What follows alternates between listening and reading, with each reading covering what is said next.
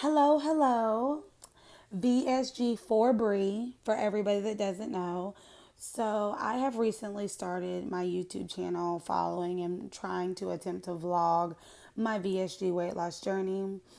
Um, I had my VSG surgery on 6/3 of 2020. My weight was 283. My starting weight was 300 pounds. Um, when I went for my surgery, it was very surreal. I really, really struggled. I had severe anxiety. And when I got to the hospital, I was literally crying a lot because I was just scared. I'm not a person that's really big on surgery. My past family experiences with hospitals have just been not ideal to say the least. And so I was just scared of the unknown. And um, I had my surgery at the Presbyterian downtown of Charlotte, North Carolina. My surgeon was Carl Lowe. Um, and due to COVID, my mother could not, no one could come with me. So my mom was able to come in to the hospital, go all the way to registration with me, and then go back to like the waiting, like the area where they prep you for surgery. And so that was very hard for me. That was something that was very hard for me to grasp emotionally, mentally. I just had a hard time with coming to terms of the fact that I would be recovering with no one there, especially not my mom. So that was a lot of where my anxiety and my emotion came from. But also just the unknown of the surgery and with it being such a serious surgery. But the nurse I had was amazing. Then I remember the anesthesiologist coming in. And then after that, I don't remember anything but waking up from the surgery. When I woke up, the pain was excruciating. And that is when the regret set in. Just a twinge. And I was just like, what did you do to yourself?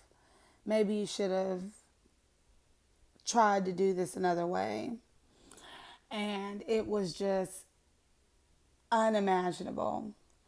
And I remember just telling the nurse, I need to get up. I just need to walk. I need to do something. And she was like, well, we normally wait for you to get a room before you start walking. And I was like, no, I have to get up. I have to do something. And so I got up. I walked to the bathroom. I tried to walk a little bit around. It didn't take any of the pain away. I literally sat in the waiting area after I got out of surgery, which is about 8:30, until 12 p.m. waiting on a room to open up. I finally got in a room. It was still severely uncomfortable to sit, to lay, to do anything. My surgeon denied me Gas X, and I didn't bring any in my overnight bag. So I asked my mom to bring it and drop it off. Now, granted, she didn't know that the surgeon had already denied me, but it literally was my saving grace. Anyone who is going in with to the VSG surgery, bring the Gas X. I had infant drops. I know it sounds crazy, but they worked. Or I've heard people say the strips.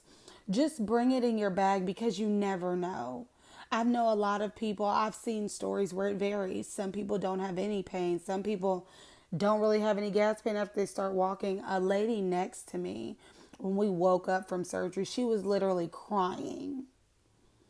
And so it was just, it was the worst. And in the hospital, it was very uncomfortable, very just, I don't think I would relive that part if I could not and still have the surgery, if that makes sense. Um, I was released the next following day, and that is when I started my post op liquid diet. So, my post op liquid diet lasts for 2 weeks. It is your Powerade Zero, your Gatorade Zero, your water, um, tomato soup. Um, it was stock soups like vegetable, chicken, beef broth, stuff like that. You could have sugar-free popsicles. Sugar-free popsicles were my saving grace, and of course, protein shakes. For me, the protein shakes, that what I noticed is that after surgery, I used to be able to like take like an 8 ounce of coffee and mix it with like the caramel equate version of the Premier shake. I couldn't stomach that anymore. Different Gatorade Zeros that I could drink before taste different to me now. So I kind of had to tweak things a little bit. And one of my friends introduced me to like the Fairlife protein shakes. And before my surgery, I could drink the strawberry banana. After, no, I couldn't drink it anymore. But the chocolate, the chocolate is the bomb. It tastes just like chocolate milk. It's 26 grams of protein. I thank her every day for putting me on that. And the vanilla tastes like almost like a vanilla bean, kind of like an ice cream, kind of. And they're good. They're good. And so I also ordered like Gen Pro to be able to mix as well. And so that was kind of my setup for the post-op liquid diet. Staying at my mom's house, versus me going to my own house, there was a lot of cooking and them eating other things. And I literally didn't want anything. I didn't have any cravings. It didn't matter what I smelled. It didn't matter what I saw. I didn't want it. And so that was really comforting for me because it made me feel like, whoa, I got to reset on my stomach. Yes. And so the first few days, I really was more so in the bed. I did try to walk around a little bit within the house. I would say it wasn't until the third or fourth day after my surgery on 6/3 of 2020 that I really started to feel less surgery pain. And the gas pain was kind of, it came and went, especially with me taking the Gas X. The Gas X did definitely help. After the third or fourth day, I started to increase my walking, and I started to go walking with my mom in the evening around the track and my grandma. And my follow-up appointment with my surgeon was on 6/10 of 2020. And over the few days prior to my me going back for my checkup, I started to feel just drained. Even with protein, I could get maybe one protein shake down. It was very hard for me to get the 64 ounces of water. And when I went to my appointment, I just felt just drained, fatigued. Even when I would walk, it would feel like I ran a mile. And so he then determined that I was severely dehydrated based on my vitals. My pulse was over 100. And at that point, he told me to go to the hospital and get a CT scan. So I went there and did that. He also told me, remove protein at this point. You need to focus on liquids. You need Pedialyte, Gatorade Zero. Shift from the water. He's like, maybe a little bit of orange juice, because the Gatorade Zero is going to be easier for it to go down with the electrolytes. And he was like, we're going to schedule you a follow-up appointment on 6/11 of 2020 so I can see where your vitals are at. If they are still where they're at this point, then we will have to administer you into the hospital, and you will have to receive your liquids via IV. When I went out to the car and explained that to my mom, she was like, no, we're not going to do that. And so when I got back home, she was on me every 20, 30 minutes. How much water have you gotten? Okay, we're switching to Gatorade. How much Gatorade have you gotten down? Okay, we're switching to water.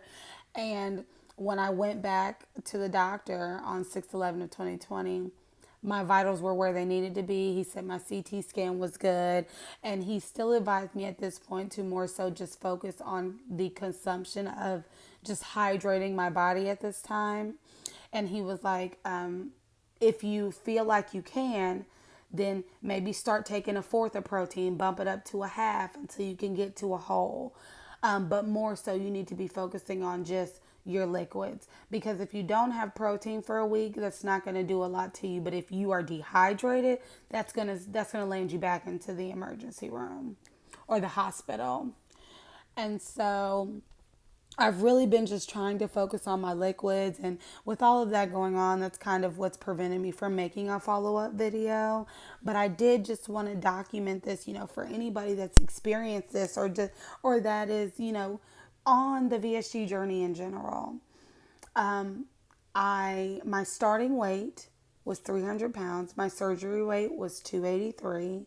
And then when I went to the doctor on 6/10 of 2020, my weight was 273.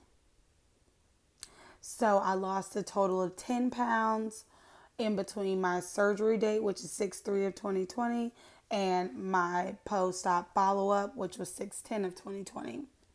So that was very surprising to me.